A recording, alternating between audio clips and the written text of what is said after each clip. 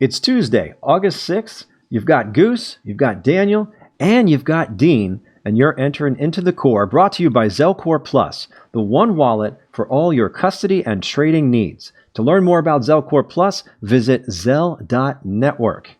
And now, let's get into this. Daniel, how you doing, man? I'm doing good, buddy. Man, I'll tell you what, you could sell anything. Well, I did spend a few years in sales, and I did enjoy it. I especially loved working with people, and it gives me great pleasure to welcome another people to the show today, and that is Dean Pappas, who is joining us from across the globe. So, Dean, how are you? Doing great, Goose. Very happy to be here. Big fan of the podcast.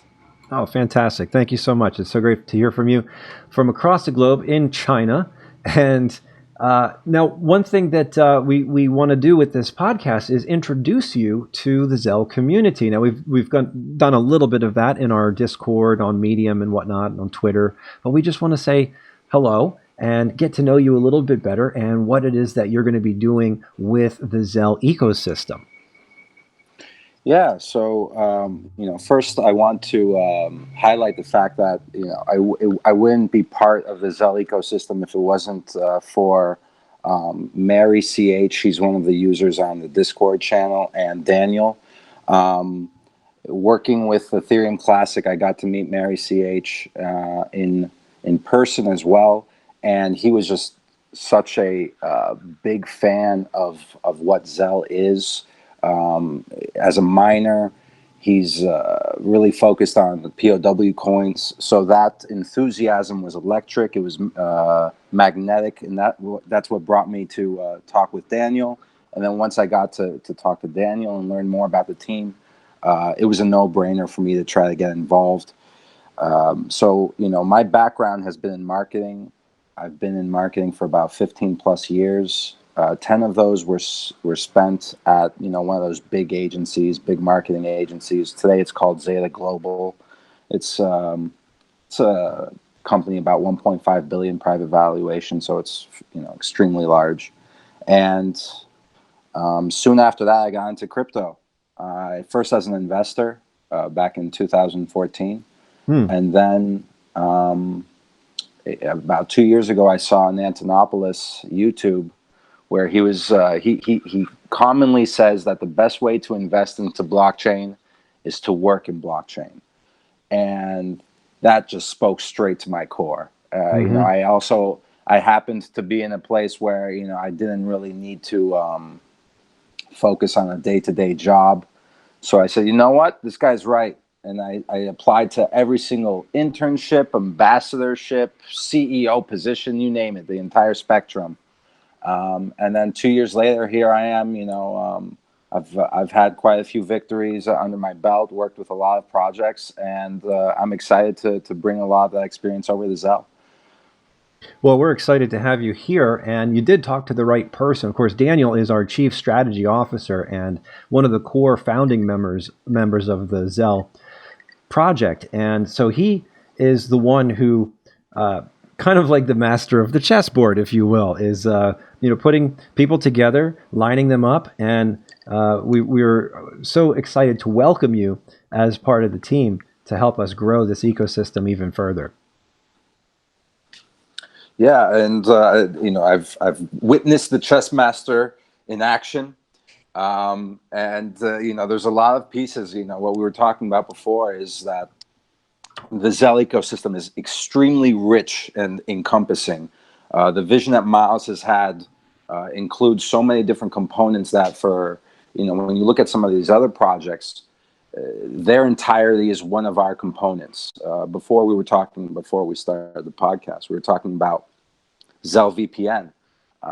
One of my previous projects, Marlin Protocol, their entire premise is what we're looking to do with Zell VPN. And you can't have a Zell VPN without the Zell node structure. You can't have the Zell node structure without Zell Cache. So it's exciting to be part of something that has thought out the universe and the ecosystem from inception. And at the same time, it's a daunting task to craft a story where somebody new to the Zell ecosystem can kind of consume that and understand that from the get-go. So, exciting and challenging, that's usually the perfect match for any job I can have. So, good. Well, that's the kind of energy that all of us feed off of in the crypto sphere. And I think that, like you said about Andreas Antonopoulos hitting you in the core, the best way to invest in blockchain is to work in blockchain. And I can say from my own personal experience that working in this industry has really changed my life for the better, revolutionized my understanding of computers, the relationship between software and developers, the relationship, the importance of a community that's backing it, that's supporting it. And like you said, when you met Mary CH, how that kind of relationship led you to go deeper. And it's like, how far down the rabbit hole do you want to go with these things, and the avenues are endless. That's the best part, I think, is you can just keep going and going. Yeah, and I don't know if there's another industry where you're forced to learn so many different disciplines, right? Like you don't come into blockchain and, okay, I now understand computers and networking, I'm done. Because then you all of a sudden have to have a minor degree in economics, where you understand things like issuance and supply and distribution. But it keeps on going further. In crypto Twitter, there's a lot of discussion now about the U.S. and gun laws. And, before I got into Bitcoin, I had never questioned my thoughts on that topic. But then, there's a lot of talks about having the right to secure your own freedom, just like we have the right to secure our own banking in our own wallets. I now have to re-question things. So it's just interesting how there's one industry can ignite almost like a renaissance of information, and the kind of people that are attracted to it makes this even more exciting. Yeah, and the fact that it resides within the sphere of, well, I should say within multiple spheres. It's not just computer science, right? It is economics, like you had mentioned earlier. It's also supply and demand. You also have product that can be attached. Think of all of these other, tokenized assets and whatnot, how people are linking them to different things. We've recently gotten together with this merchant token situation, where we have these store tokens that are backed by gift cards. So there's sort of a tangible aspect to that. Things are getting a little bit more real in the crypto space. It's not just an abstract thought of blockchain. How to, if you can even, I think if you work in it long enough, you can visualize it in your mind and think about it and understand it. But to the average person who's never heard of it before, there's really no concept or anything else to equate it to, at least not easily. I find that if I'm trying to explain certain things to my relatives, let's face it, don't we all have like relatives that just love when we start talking about blockchain? I mean, who can relate to that right now? Daniel, you try and talk to your wife about this stuff? Yeah, well, I often use this analogy. When my wife goes to the ATM, she puts her card in and she puts her PIN in and the money comes out. And that's all she cares about.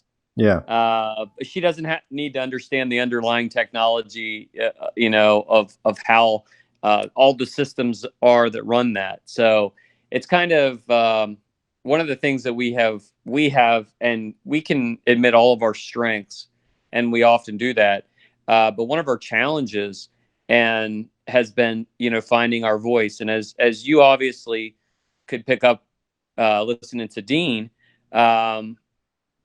being able to relay exactly what we're doing on all levels so that people understand them. I can give a pitch to my wife in 30 seconds, and she kind of gets it, right? So um, we're finally to the point where I think it's time to kind of put rubber to the road here and start marketing, start adding pieces to the puzzle that we don't have expertise in. So I may know strategy, but I don't necessarily know marketing, nor does anyone else on the core team.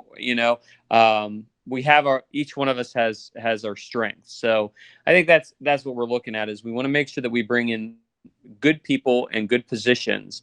And I'll tell you, Dean and I talked for quite a while, and it was a sell on both sides. I had to really get him comfortable with the project, and he had to get comfortable with the project, and vice versa. So we took a good several weeks just to kind of court each other to figure out whether or not this was going to be a fit, because it is a lot to take in. This project is definitely moving very, very quickly. Goose, you gave the analogy before we started the podcast about what blockchain is like, and if you want to give that analogy, I think that's right on the money. And what we're trying to do is see that for what it is. Yeah. Wait a minute. What analogy did I give? The driving down the road in Oh the yeah. car. Okay. Well, I kind of like yours too, but very simply. No, I think mine was more.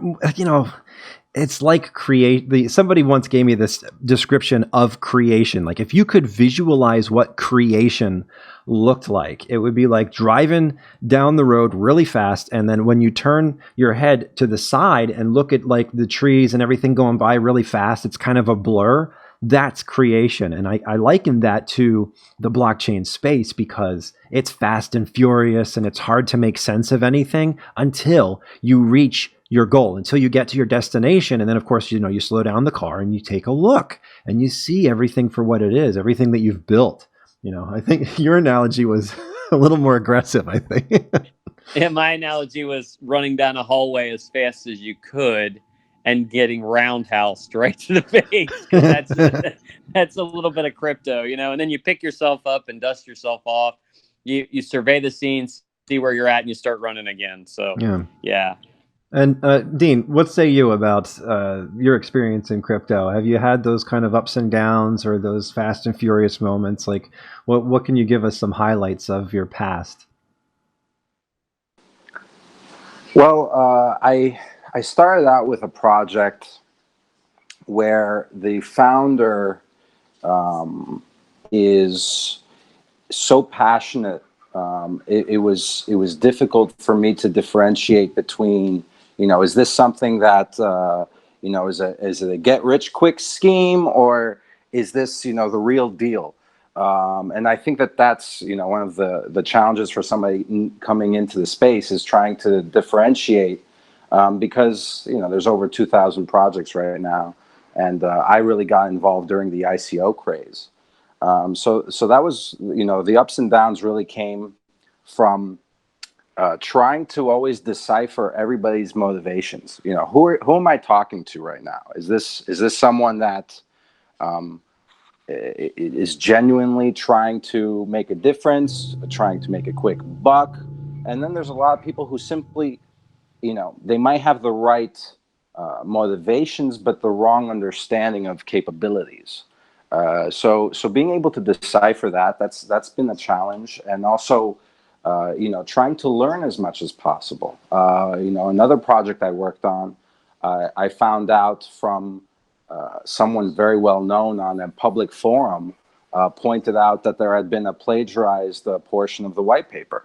So there's just all these different things that are pitfalls.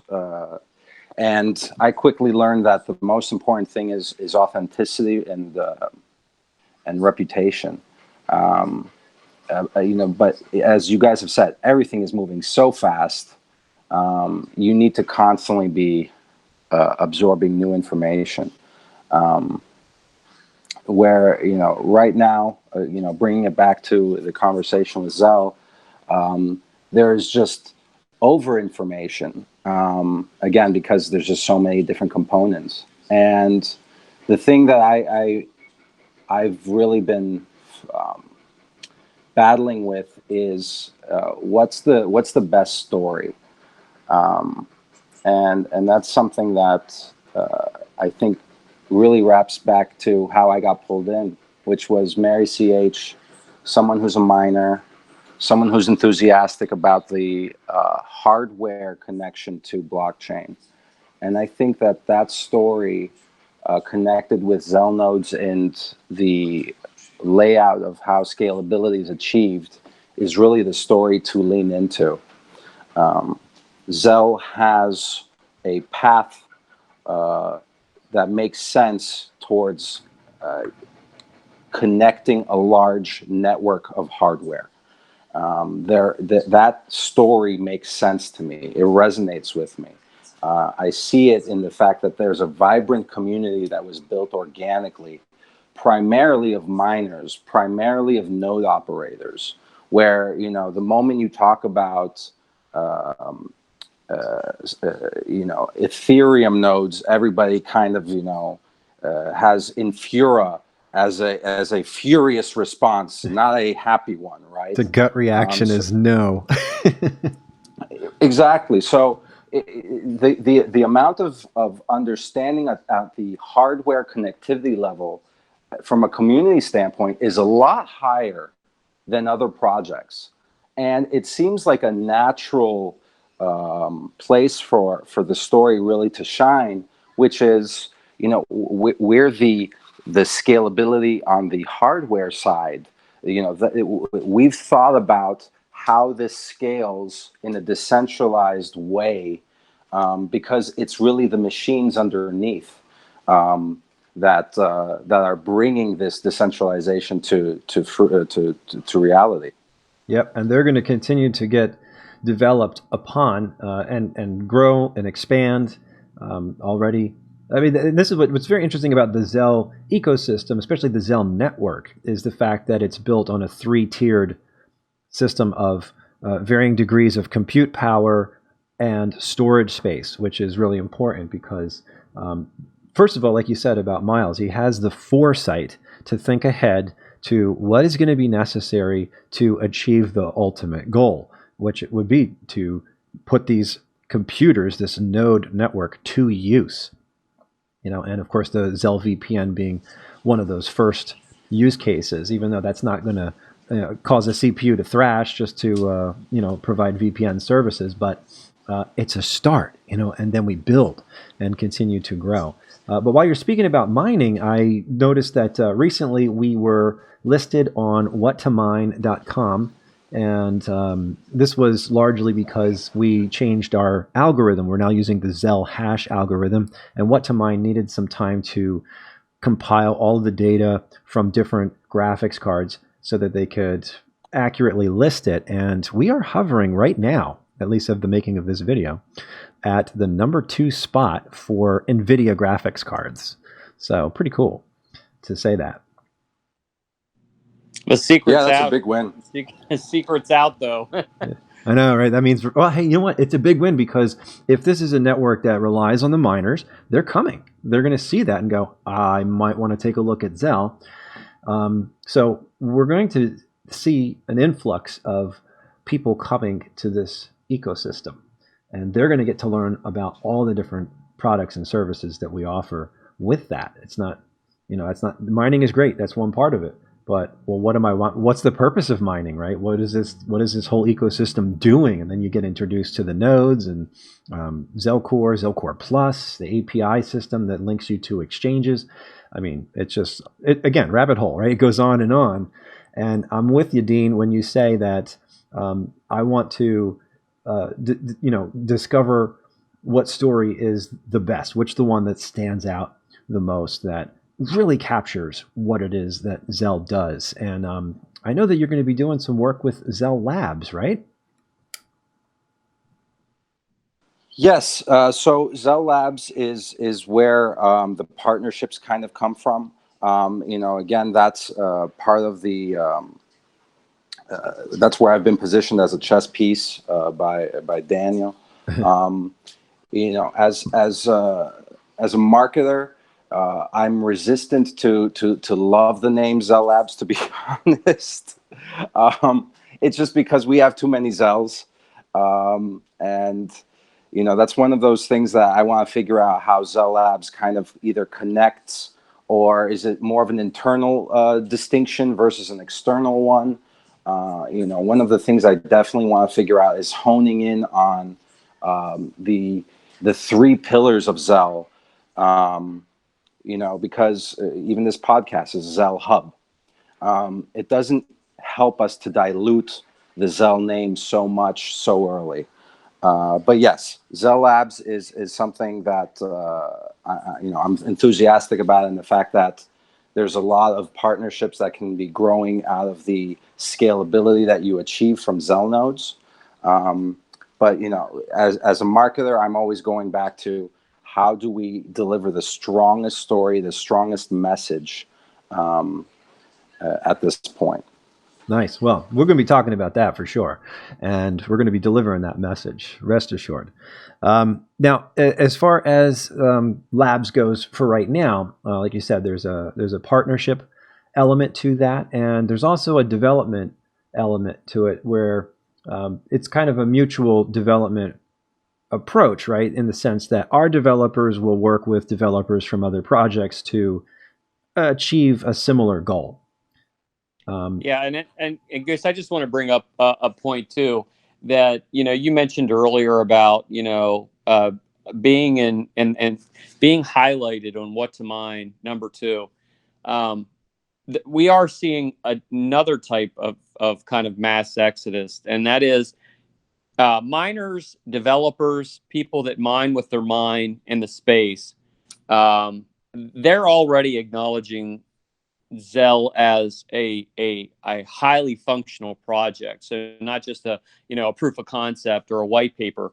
They're looking at the development of the ecosystem, and we're already seeing projects that have reached out to us directly. Yeah. And that's where I think Zell Labs starts to become an important piece of the project, because these smaller pieces of the project that we've been working on, whether it's helping a project create a block explorer, or helping or getting a project into Zelcore, or whatever the scenario is, we've kind of been doing the jack of all trades, master of none. So labs is kind of for all intents and purposes, a kind of a catch-all to catch some of these opportunities and to shine a light on them. So, and then you're aware that a couple of the projects we've been working with, like Coin Request and Yep. and Neo, and there's a couple, the one that we announced today, and we have a couple more coming up this week. So those are all important opportunities. But what it does really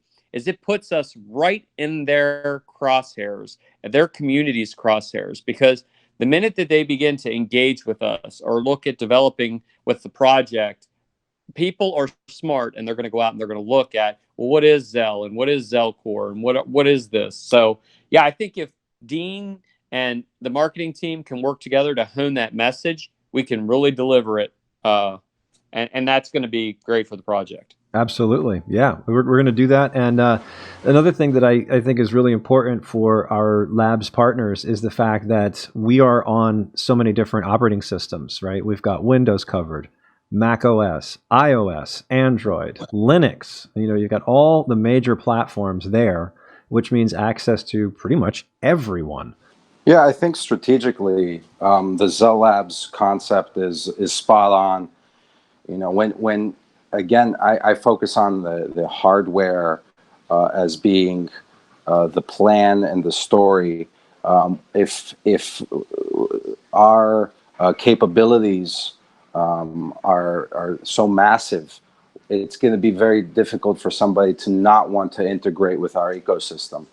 So having that groundwork already laid out, having such a strong development team that's built the interoperability between different exchanges, different chains, different, that is inviting. So from a strategy standpoint, partnerships and Zelle make complete sense. I'm already working right now on the exchange side. I can't talk too much about it. I'm learning about what I can and cannot say, because there's so much happening behind the scenes. But that's going to be exciting. I think the rest of this quarter is going to be very explosive. I agree. Yeah, we're greasing the rails for fintech of tomorrow, and this is where it's at right here. And you heard it first on the Core Podcast. So, Dean, Daniel, I want to thank you both for joining us for this time, and I look forward to continuing to work with you guys as we advance this awesome ecosystem here at Zelle. Awesome. Likewise, Thanks, Goose. Yep. Thank you. For all those listening, if you like what you hear, please give us a thumbs up and be sure to subscribe to the Zelle Hub YouTube channel.